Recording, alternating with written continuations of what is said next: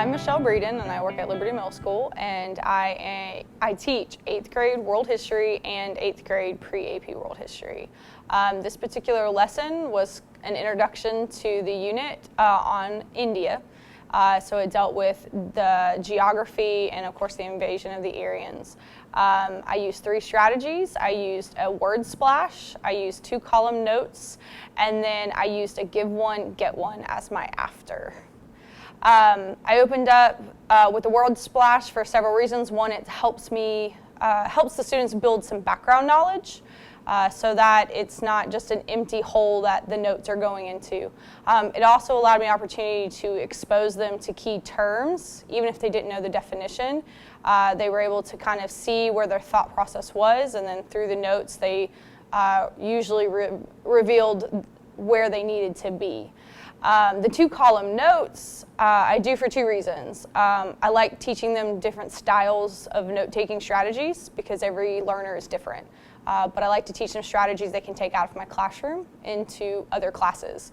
But the other reason why is a lot of the kids in middle school are they need pictures to help them. So we cover a section of notes, so we're chunking it up. Then I tell them to stop, take 1 or 2 minutes to draw a picture so that they can make connections with the notes, whether it's something personal in their life or whether it's just a piece of the notes that jumped out at them, and they draw pictures to kind of help them remember that as kind of a recall mechanism later on. The give one, get one is a way that I can use formative assessment with them, as well as have a tangible product at the end of the lesson to help me identify weak areas or which students I need to pull for small groups. The idea of the strategy is that they are to write down 1 to 2 what I call gotcha moments or what stuck with us moments. And they just reflect on that, so kind of thinking on their own. And then to incorporate movement, they then have to stand up and they have to go find a partner. Then they have to have a conversation, can't just change cards. So they have to give their idea to their partner, and then they have to get one of their ideas from their partner. So that establishes a conversation between the 2 students, because I'm a firm believer that the student talking is the person learning. So the more I can get them to talk about the information, the more I believe that they are learning and understanding it. So I do a lot of incorporating a think, pair, share like on a constant basis. So like my bell work for the word splash was they came in and they had to do it independently on their notes. Plus that kind of gives me a minute or 2 to check roll and to do any housekeeping that I need to do with the student. Then when it's time for me to collaborate with them, as you can see in my room, my walls I've turned into working collaborative spaces. So I ask the students by groups to just get up and work together because they can learn from each other. Maybe student A didn't know the definition of subcontinent, but student B did. And so by having that conversation, that the student can help each other correct learning errors before I even need to get involved. I walked around the room just to make sure everybody was participating and not hiding and trying to let others do the work. I also try to make sure that there's not one person just overtaking the conversation. What you didn't see in the lesson is that the next day their bell work was to go back to their word splash and correct their thinking now that they had learned all the vocabulary and see if we could build upon those categories. If I ever ask a question or it's difficult content and I ask something but then I just kind of hear crickets, I don't accept that. So a lot of times if I do it quietly, I'll ask them to do thumbs up. They hold their thumb straight up. If I've got it, I'm good. They hold it sideways if they're kind of like, I'm not so sure about this, can you rephrase? Or come directly to me, because if I only have one, I'll go directly to them. If I have a thumbs down, and in majority of the class, I know I need to stop right there, don't move on, reteach, redo.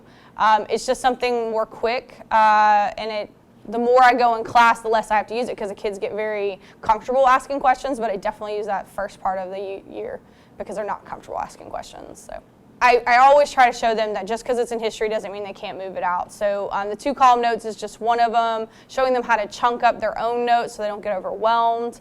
I just really feel that all the content is connected if you work hard at trying to show those strategies can go from here to here to here.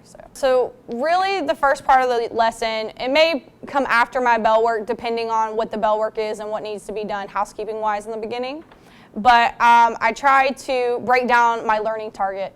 I use higher order thinking words like analyze, apply, describe But at the same time, a lot of those kids, no matter how often they've heard it, have no idea what those mean.